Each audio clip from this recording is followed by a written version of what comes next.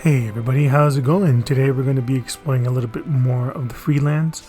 Our main purpose today is to go ahead and open up some fast travel spots to the east of us and to get the diagram for the next bow that we have in the game that can potentially increase our DPS.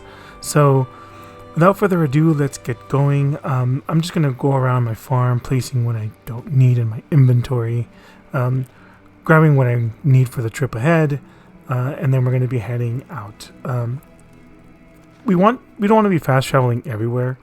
We do in the later parts of the game, but for right now it's important to explore because you unlock a lot of renown and you unlock a lot of items.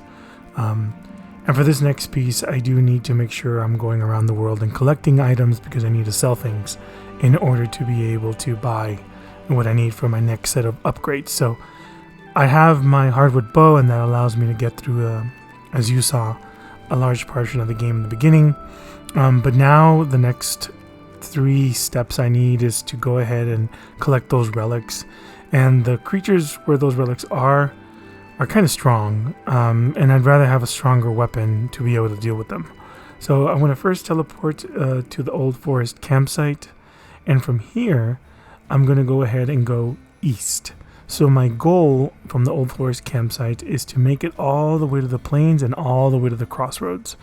The Crossroads contain 2 recipes that I can purchase, but I'm only going to purchase one because I don't have enough gold for the other one. Now, on our way there, we're going to find, enemies we can fight. We're going to find things we can pick up. If you don't care too much, you can actually sell those paintings for a good chunk of change. Now, if you don't want to sell them, that's fine. I mean, 50 gold's 50 gold in my opinion. On our way there, we fight an assassin. I try to always fight assassins when I get the chance, or thieves, if you want to call them that, but I call them assassins. The reason I like fighting them is because they usually drop really good potent health elixirs, and potent health elixirs are just a good source in general to have for the late game, because they replenish quite a bit of health.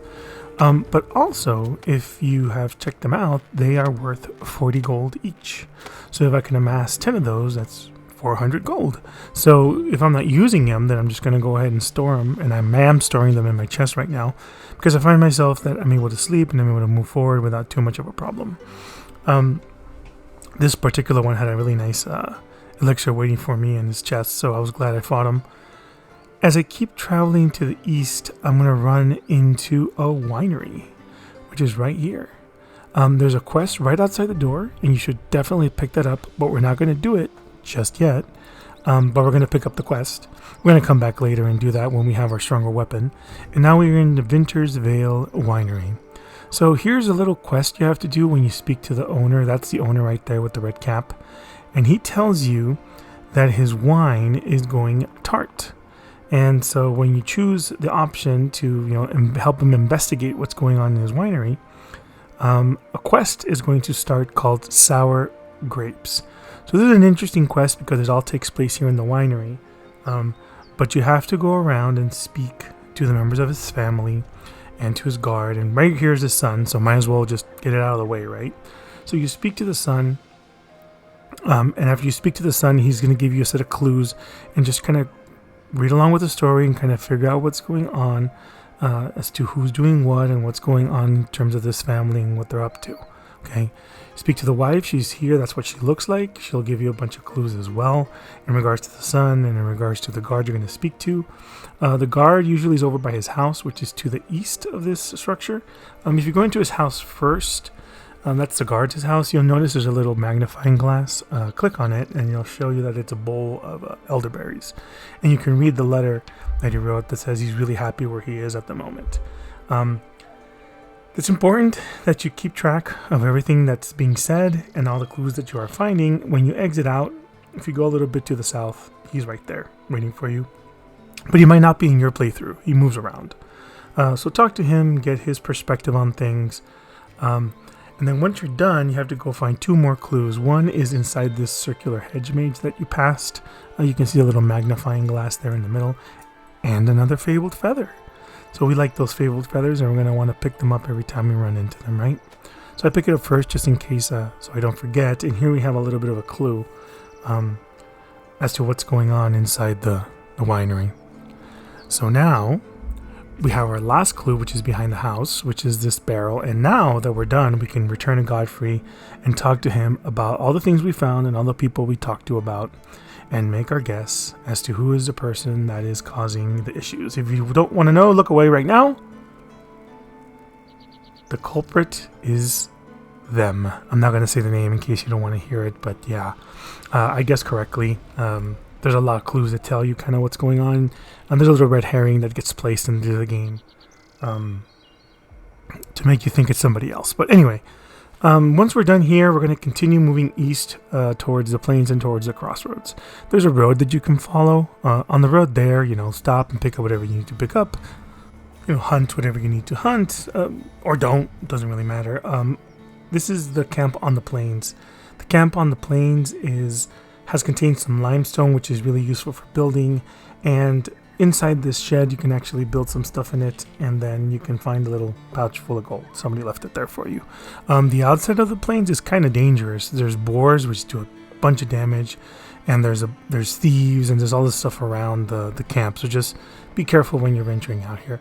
So from the camp, we're going to go a little bit southeast to get to the crossroads. As we're traveling there, again, be careful. There are boars, there are bandits, there's all this kind of stuff that's in the way, and there's not really much to shield you from it, so take care. Here I run into the boar that I was talking about, and I just run past it. I don't want to fight a boar right now. They do a bunch of damage. But I run into some bandits, and I do take care of them. And these bandits are actually part of another quest I got way back, like in the second video, or the first video maybe, where it's the Bandit Blockades. So you can see here I have 1 out of the 3 camps cleared out, or the blockades cleared out, right on the outside of the crossroads. So I take them out, that one clears, and I'm able to go into the crossroads to do what I need to do. So the crossroads, it's small, but there's a couple of quests to pick up here, and the first thing I'm going to do is go ahead and look for that bow diagram. So there's 2 of them you can buy here. There's a war bow and there's a recurve bow.